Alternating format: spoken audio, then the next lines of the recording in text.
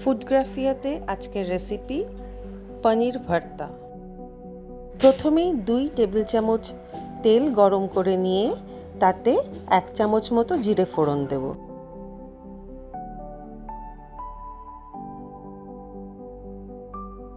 জিরে থেকে সুগন্ধ ছাড়লে তাতে খানিকটা কুচানো পেঁয়াজ দিয়ে একটু লাল লাল করে ভেজে নেব।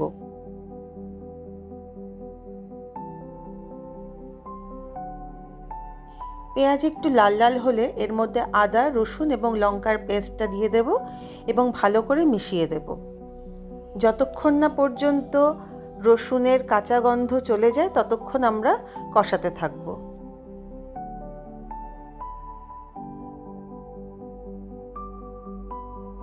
এবার টমেটো দিয়ে দেব এবং টমেটো যাতে তাড়াতাড়ি নরম হয়ে যায় সেই জন্য 1 চামচ নুন দিয়ে দেব।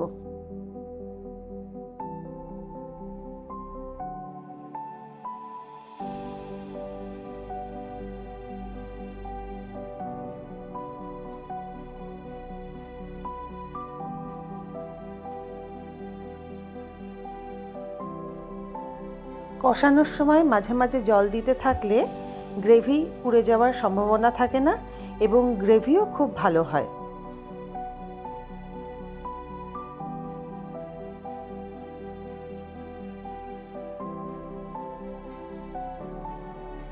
এবার গ্রেভিতে হলুদ এবং লাল লঙ্কার গুঁড়ো দিয়ে দেব।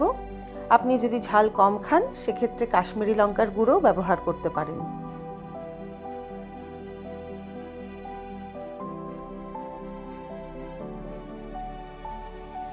মশলা যত ভালোভাবে কষানো হবে খাবারের স্বাদ ততই ভালো হবে।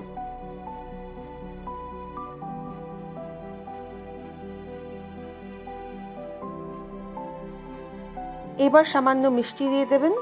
আপনার পছন্দ মতো যে কোনো মিষ্টি বা সুইটনার ব্যবহার করতে পারেন। আবার মিষ্টি দিতে না চাইলে আপনি সেটা অ্যাভয়েডও করতে পারেন। এবার কুচনো ক্যাপসিকাম দিয়ে মশলাটা ভালো করে আরেকবার কষিয়ে নেব।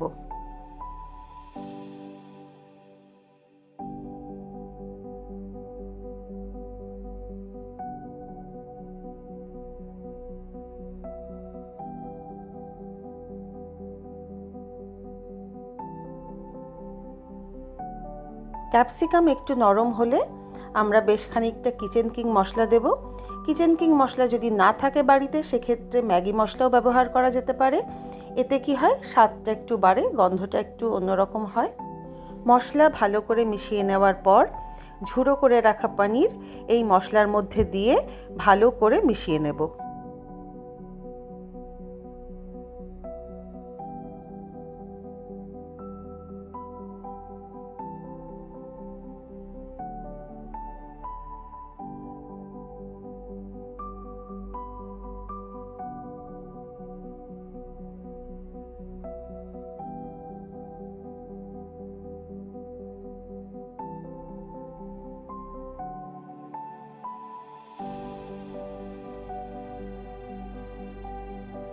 প্রয়োজন হলে সামান্য নুন দিন এই সময় এবং পছন্দ মতো কনসিস্টেন্সি পাওয়ার জন্য এই সময় গ্রেভিতে পরিমাণ মতো বা প্রয়োজন মতো জল দিন।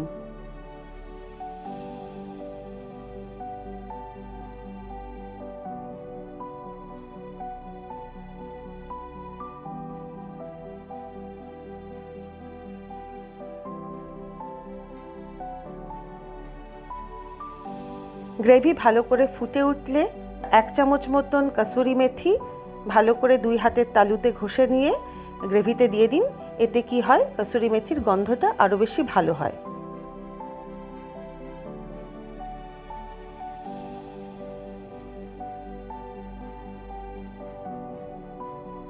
এবার 1/2 কাপ মতো ফ্রেশ ক্রিম ভালো করে ফেটিয়ে গ্রেভিতে দিয়ে দিন এবং গ্রেভির সঙ্গে ভালো করে মিশিয়ে নিন।